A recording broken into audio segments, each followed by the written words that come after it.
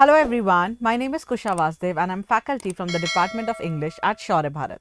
Today we are going to discuss how we can crack Sainik School Class 9th exam. So let's begin with discussing the English section over here. Now students, when we talk about English, we get 25 questions. Each question is of 2 marks, so the entire section sums up to 50 marks with no negative marking. और अगर exam के according English के section को divide करा जाए तो वो 4 parts में डिवाइडेड है।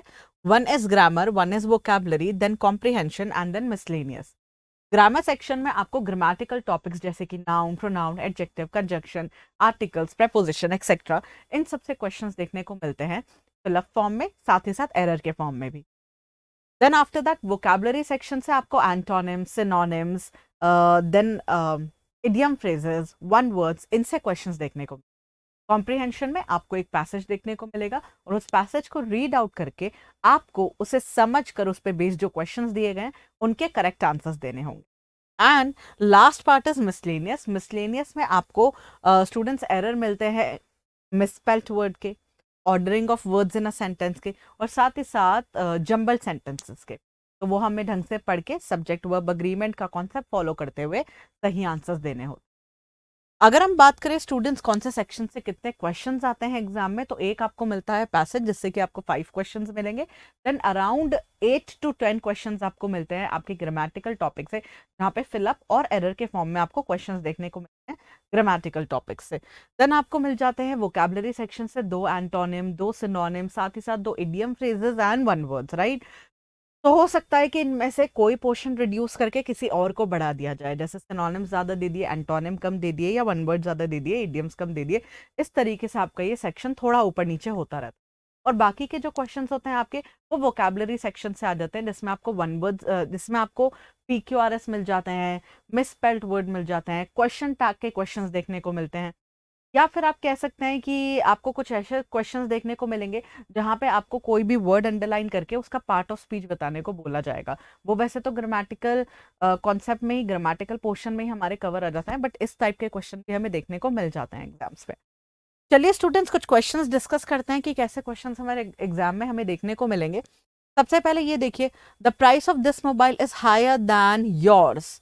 अब हमें देखना है कि ये जो अंडरलाइन पोर्शन है, क्या ये ग्रामेटिकली करेक्ट है, या इसके अलावा कोई और स्टेटमेंट जो यहाँ पे दी हुई है वो ग्रामेटिकली करेक्ट। तो वापस ये क्वेश्चन आपका ग्रामर के टॉपिक से ही है, डिफरेंट डिफरेंट वेज में, जैसे कि नो सेंटेंस इंप्रूवमेंट लिख के दे दिया। अब आपको कोई सेंटेंस का एक थोड़ा सा पार्ट अंडरलाइन करके दे देंगे, आपको चेक उसे ग्रामेटिकली करना है। तो डिफरेंट डिफरेंट वेज में आपको पुटअप क्वेश्चन करे जाएंगे, जैसे कि फिलअप फॉर्म में, एरर फॉर्म में, सेंटेंस इंप्रूवमेंट के फॉर्म में, और आपको बस ग्रामेटिकली चेक करके सही आंसर देखना होगा, और अगर ठीक है वो, तो नो एरर या फिर नो इंप्रूवमेंट हमारा आंसर हो जाएगा। आफ्टर दिस और क्वेश्चंस देखिए, I need to check I have bought my umbrella.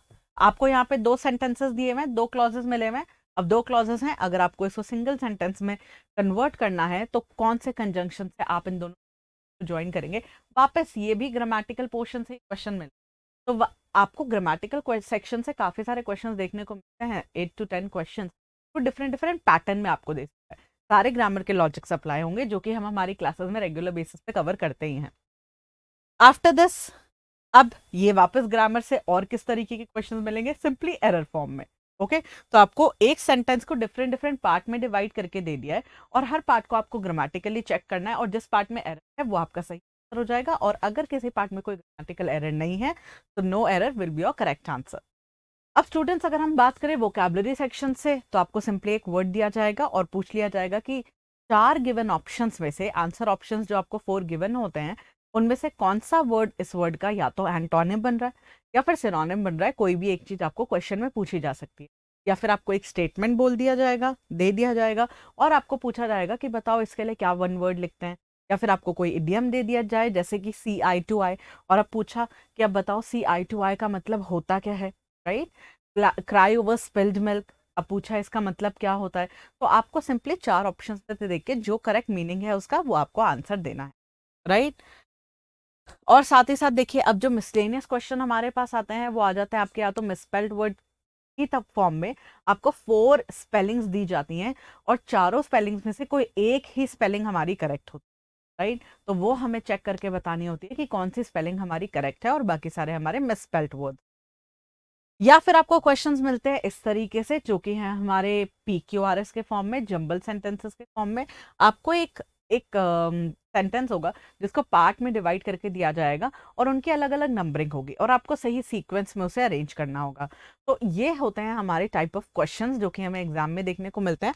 अब स्टूडेंट्स, साथ ही साथ देखिए कुछ टिप्स एंड ट्रिक्स मैं आपको बता देती हूँ। देखो, पैसेज ही हमारे पास एक ऐसा क्वेश्चन होता है जिसमें हमें खूब सारी रीडिंग करनी है ना।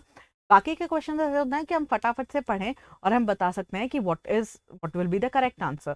तो आप सभी जल्दी से फटाफट से, जब भी आप प्रैक्टिस करें, अभी भी आप लोग वॉच लेके बैठे साथ में, राइट, टाइमर के साथ आप प्रैक्टिस करें और फटाफट से बाकी सारे क्वेश्चंस जल्दी से सॉल्व करने की कोशिश करें, बट जल्दबाजी में ऑप्शन ध्यान से पढ़ना ना भूलें।